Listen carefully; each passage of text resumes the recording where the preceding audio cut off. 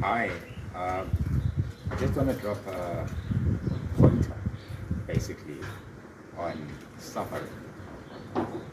Who can say that they themselves have never really suffered in this life? That's a question. And having to think about that, almost every one of us have suffered in one way or the other. And I want to highlight this that sufferings are an inevitable part of a human life, be it from when you are young, through seasons, we go through changes, we get sick. That's a form of suffering. Other sufferings differ and they come into forms of, sicknesses, physical sicknesses, and others be psychosomatic sicknesses. Um, and they go on and on, which goes into clinical terms. But what I want to highlight most of all is that through our suffering, we get to find who we truly are. I mean, hear me properly. We can get to find ourselves and our true selves, who we truly are.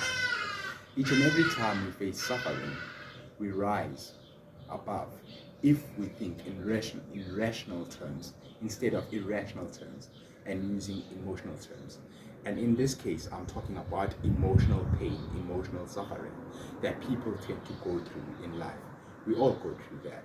But what's more important is that the time we go through that, we become rational and we rise above our emotions and we transcend uh, circumstances and our conditions. How do you go about doing that? We start understanding what is it that is happening within ourselves, and we speak out what is really happening to ourselves. Because one of the fundamental things is that some of us, we say we are introverts and we bottle everything inside of ourselves. And the time they come out in an explosive manner, and which is not really appropriate, and then it becomes irrational. But what's more important is that when we go through stuff in life, we reason with ourselves, we make sense with ourselves, and we make sense of our sufferings. In that sense, we develop coping mechanisms which will take us to the next path that where we need to go through, because each and every time we are led by our values, and it depends on where our values lead us to.